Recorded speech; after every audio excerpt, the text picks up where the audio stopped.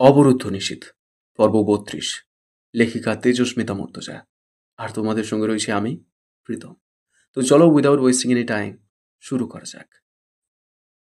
মার্জিয়ার শরীরে দিন দিন গর্ভাবস্থার লক্ষণ প্রকাশ পাচ্ছে। শরীরটা অসুস্থ হচ্ছে ঘন ঘন।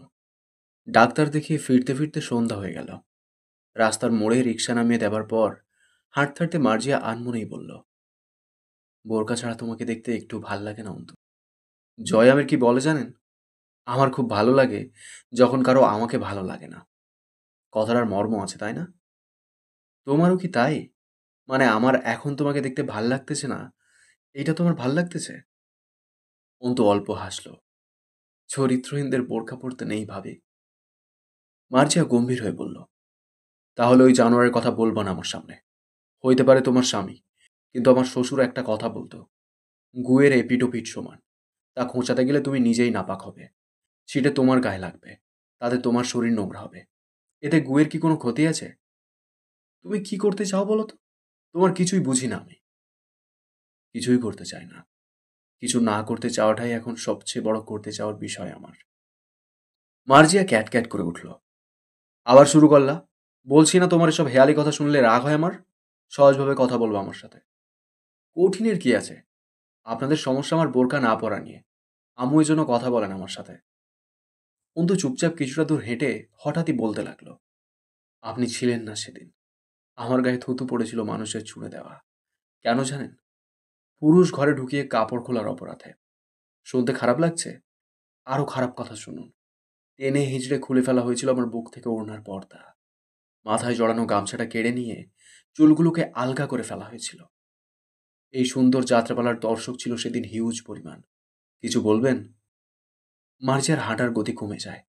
অন্তু নিঃসংকোচে নির্লিপ্ত কণ্ঠে বলল, ওড়না ছাড়া আমাকে অতগুলো দর্শক দেখল, চোখের তৃষ্ণা মেটালো, নোংরামি করে ধরা পড়ার দায়ে বিয়ে দিয়ে দিল নাঙের সাথে। এরপর সেই শরীরে বোরকা জড়ানো, মুখ ঢাকাটা পাগলামি হবে না? মার্জিয়া তাকিয়ে রইল অন্তুর দিকে। অন্তু সাবধান করল, সামনে তাকিয়ে হাঁটুন, হোঁচট খাবেন। বাড়ির গলির সামনেই, আর কয়েক পা এগোতে হবে। রাস্তায় লোক নেই। ওদের পার করে একটা গাড়ি গিয়ে থামলো সামনে। ওরা দুজন হেঁটে গাড়িটা পার করে এগিয়ে যাওয়ার সময় কেউ ডাকলো, শোনো। অন্তুর বুকটা ধুক করে ওঠে। প্রখর মস্তিষ্কে কণ্ঠস্বরটা চাপ ফেলল। এই কণ্ঠ চেনে অন্তু। ফিরে তাকায়। হুডের টুপি মাথায় পলাশের। মার্জিয়া জানতে চায়, কে এইটা অন্তু? চেনো তুমি? এইটা জয়ের বড় ভাই নাকি? অন্তু জবাব না দিয়ে ভাবির হাতখানা চেপে ধরল। পলাশ আজগর এগিয়ে আসে। ঠোঁটে লেগে আছে স্থায়ী সেই হাসি। অন্তু শুধায়, ভালো আছেন? পলাশ হেসে উঠল, তোমাদের ওখানেই যাচ্ছিলাম। সেই কবে থানা থেকে আসলাম, এরপর আর খোঁজ নাই। অন্য সব লোকের এতদিনে বউ বাচ্চা সহ সব চলে যায়। তোমাদের সাথে কিছুই করলাম না তেমন। আগের সব ঋণকারীদের সাথে না হিসাবি হয়ে যাবে। দেখা যাবে ওরা অভিযোগ তুলবে, ওদের সাথে যা হয়েছে তোমাদের সাথে নয় কেন। ঠিক বলিনি? হ্যাঁ, ঠিক বলেছেন। আসলেই আমাদের এত সুযোগ দিয়ে ঠিক করেননি। আমরাও ঋণী, ওরাও ঋণী। ওরা যদি এত কিছু হারায়, এত অত্যাচারিত হয়, আমরা কেন না? পলাশ কিছুক্ষণ চেয়ে থেকে বলল, চলো গাড়িতে ওঠো, একসাথে যাই। অন্তু মার্জিয়াকে বলল, ভাবি, আপনি চলে যান এটুকু, আমি আসছি খানিক বাদে। পলাশকে বলল, বাড়িতে গিয়েও আমার সঙ্গেই কথা বলবেন। চলুন, আশপাশেই কোথাও বসে কথা বলি। ভাবি, আপনি বাড়িতে চলে যান, আমি আসছি। এটাই পলাশ আজগর। মুখরা বদমেজাজি মার্জিয়া একদম মিইয়ে গেছিল। ভয়াতুর চোখে অন্তুর দিকে চেয়েছিল। অন্তু চোখে আশ্বাস দিয়ে বলল, যান, কিছু হবে না আমার। এটুকু ভরসা রেখেছি নিজের ওপর। আমাকে বলবেন ওষুধ কিনতে গেছি। আপনার অসুস্থ লাগছিল, আগে ফিরেছেন। আমি চলে আসবো ইনশাল্লাহ। আল্লাহ হাফেজ। মার্জিয়া যেতে যেতে বারবার পিছন ফিরে তাকাচ্ছিল। পলাশ অন্তুকে বলল, আচ্ছা, তোমার বাড়িতে আজ আপাতত গেলাম না। গাড়িতে ওঠো, অন্য কোথাও যাই। পায়ে হেঁটে যাই চলুন, একটু হাঁটাও হবে। সন্ধ্যা রাস্তায় হাঁটতে খারাপ লাগবে না। পলাশ ভ্রু কুঁচকে ঠোঁট দুটো একপাশে বাঁকিয়ে হাসছিল। অন্তুর ভেতরে ধুকপুক করছে। মস্তিষ্ক সেই আতঙ্ক ভুলতে পারেনি। পলাশ যে কফি শপে নিয়ে গেল, কফি শপ হিসেবে বেশ লাক্সারিয়াস। ভেতরের আলোকসজ্জা ডার্ক। পলাশকে দেখে ম্যানেজার দৌড়ে এসে সালাম দেয়। অন্তু বুঝল কফি শপটা পলাশের নিজস্ব। পলাশ গা ছেড়ে দিয়ে একটা চেয়ারে বসে পড়ল। অন্তু চারপাশে তাকাচ্ছিল। লোকজন নেই। ভেতরের পরিবেশটা তৈরি করা হয়েছে আলো আঁধারের সংমিশ্রণে। টেবিলের উপর ৩টে গ্লাস, একটাতে টিস্যু রাখা, একটা পানির বোতল আর একটা কাঁচের ফুলদানি। ভয় পাচ্ছ? অন্তু উপর নিচ ঘাড় নাড়ল। পলাশ হো হো করে হাসল। প্রয়োজন নেই, বসে পড়ো। পাবলিক প্লেসে দুষ্টুমি করার ক্লাস পেরিয়ে এসেছি বহুদিন আগে। ছোট বয়সে ওসব করতাম। যাকে তোমরা ভদ্রলোকেরা বলো ওই বখাটেপনা। পাবলিকের সামনে খেলি দেখানোটা প্রাথমিক ছাত্রদের কাজ। আমি হাই স্কুলের মাস্টার।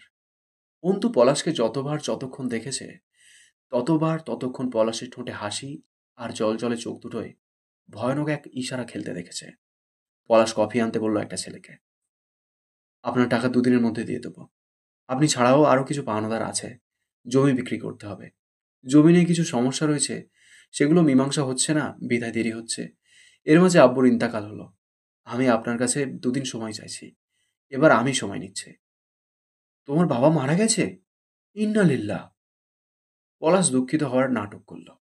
অন্তুর শরীরকে বেশ কিছুক্ষণ চোখে গিলে হাসি প্রসারিত করে বলল, সুন্দর একটা ঘ্রাণ পাচ্ছি। তোমার শরীর থেকে আসছে বোধহয়। অন্তু তাকালো। আমি কোনো সুগন্ধি ব্যবহার করিনি। হা হা করে হেসে ওঠে পলাশ। গরু মরলে শকুন খোঁজ পায় কিভাবে? গরু মরার আগে সুগন্ধি মেখে মরে? মেয়েদের শরীরের নিজস্ব একটা ঘ্রাণ আছে, তার তুলনা বিশ্বের কোনো পারফিউমের সাথে হয় না। অন্তুর শরীরটা ঝাঁকি দিয়ে উঠল। জীবন তাকে কোন পর্যায়ের মধ্য দিয়ে এগিয়ে নিয়ে যাচ্ছে তা এখনো বুঝে ওঠা যাচ্ছে না। পলাশ গা ছেড়ে আরাম করে বসে ঘাড় বেঁকিয়ে বলল, ভাবছি তোমার পাশে গিয়ে বসলে গন্ধটা আরো ভালো পাওয়া যাবে। তাছাড়া খালি খালি চেয়ার ফাঁকা রয়েছে তোমার পাশেরটা। অন্তুর দৃষ্টি টেবিলের দিকে ছিল। মুচকি হেসে ফেলল। শুধু ভাবছেন? এতটাও আশা করিনি আপনার কাছে। আপনার এতক্ষণে বসে পড়ার কথা ছিল। আপনার সাথে ব্যাপারটা মানায়। পলাশ ততক্ষণে উঠে দাঁড়িয়ে অন্তুর দিকে ঝুঁকে আসে। চোখের পলকে অন্তু টেবিলের উপরে থাকা কাঁচের ফুলদানিটা তুলে কাঠের চেয়ারে আঘাত করল। সঙ্গে সঙ্গে ফুলদানি ভেঙে ৩ টুকরো।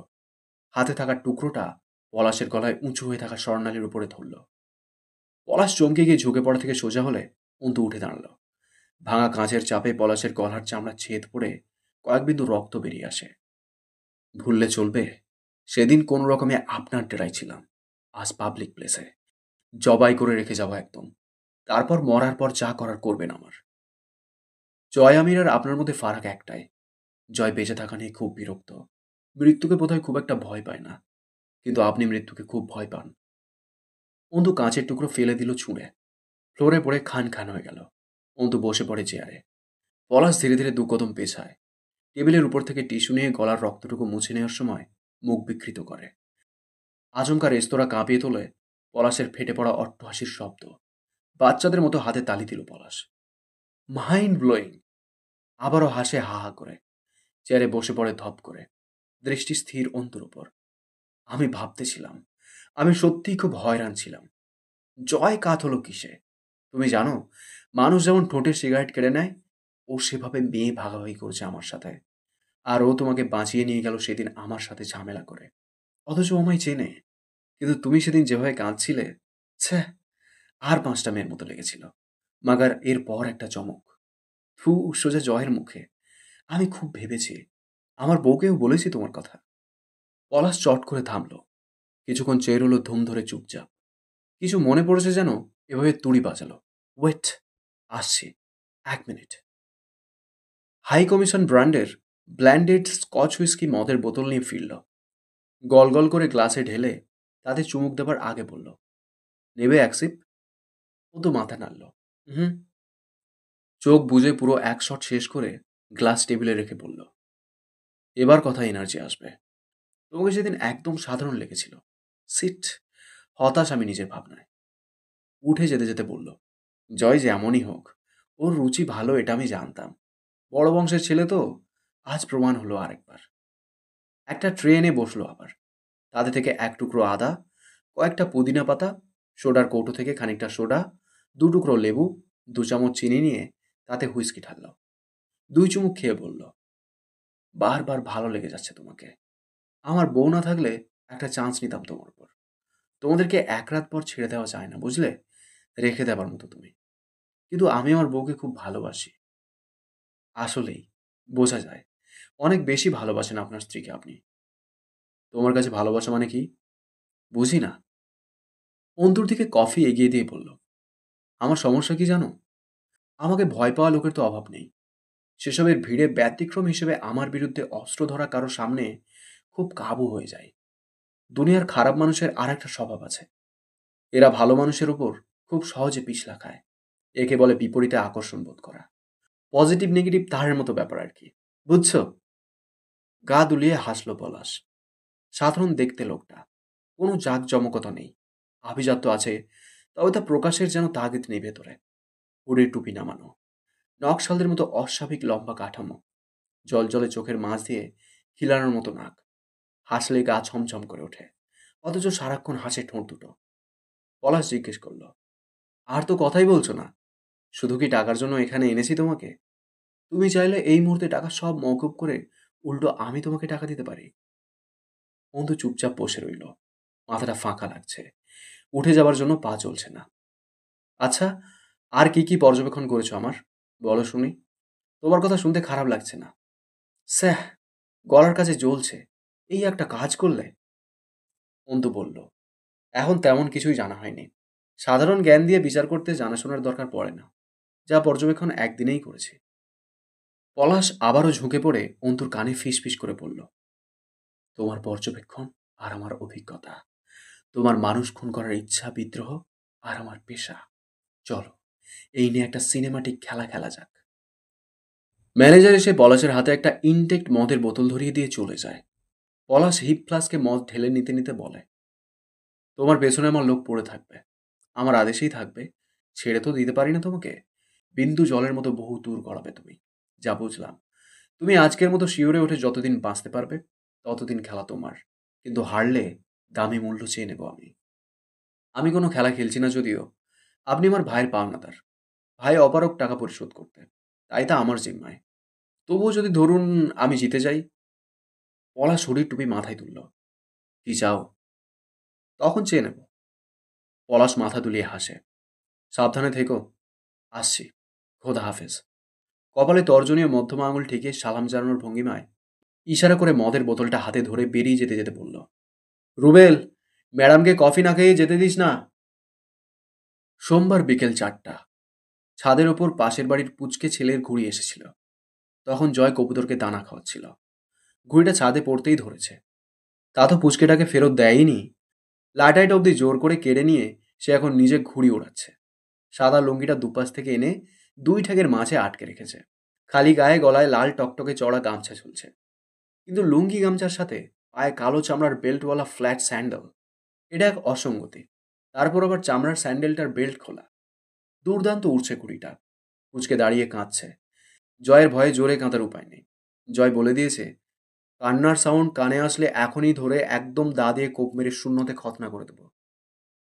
পুচকে এমন ভয়ানক রিস্ক নেয়নি। সে নিঃশব্দে ফোঁপাচ্ছে আর দেখছে নিজের ঘুড়িটা জয় কিভাবে হানাদার বাহিনীর মতো দখল করে উড়াচ্ছে। জয় জিজ্ঞেস করলো, তোর ঘুড়ির দাম কত রে? কাগজ কিনে বানাইছি, তুমি আমার ঘুড়ি দাও। তুই অতলু শালা, সেই কাগজ তো আর তোর রূপ দেখে দেয় নাই দোকানদার। যে ফটকা মারা সুরত তোর। কাগজের দামই ক হে। 6 টাকা।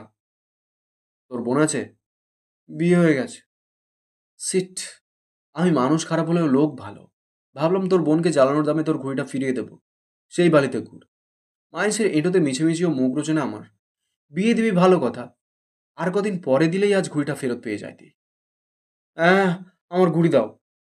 ওয়েট, ওই শালা তোতলু, তোরে আমি জিগাইছি তোর বোন আছে কিনা। তুই বিয়ে হয়ে গেছে কইলিকা? বিয়ের প্রস্তাব দিছি আমি? তুলে মারবো এক আছাড়। ভ্যা ভ্যা করে কেঁদে উঠল পুচকে। জয় ঠোঁট কামড়ে থাপ্পড় তুলে শাসালো, চুপ কর। এত বিশ্রীভাবে কেউ কাঁদে? হারুন ফাটার মতো গলা নিয়ে কাঁদিস কেন বোয়াল? যার কণ্ঠ ভালো না তার উচিত জীবনে না কাঁদা। নিচে থেকে কবিরের চেঁচানো শোনা যায়, ভাই নামেন, আইছি। তো কি নাচবো একচোট? আইছিস দাঁড়া, পায়ে মরিচা ধরছে। ঘুড়ির সুতো লাটায় পেঁচিয়ে তা ছুড়ে দিয়ে বলল, ততলু ধর তোর ঘুড়ি। আজ প্রথমবার শ্বশুর বাড়ি যাচ্ছি। তোর ওই বিশ্রী কান্নার অভিশাপ সাথে করে গেলে দেখা গেল গাড়ি উল্টে মোড়ে পড়ে রইলাম। শ্বশুর বাড়ি তো যাওয়া হবেই না। জীবনে বাসর না করেই ম্যারিড ব্যাচেলর অবস্থায় মরা লাগবে। বাসর না করে মরা ঠিক না। কতকাল স্ট্রিট ফুড খাবো? এবার লিগালি ঘরের খাবার খেয়ে মরব।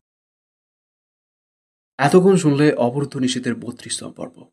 কেমন লেগেছে কমেন্ট করে জানিও। তোমাদের একটা কমেন্ট আমাকে প্রচুর মোটিভেট করে। পরবর্তী পর্বগুলো খুব শীঘ্রই চলে আসবে এই চ্যানেলেই।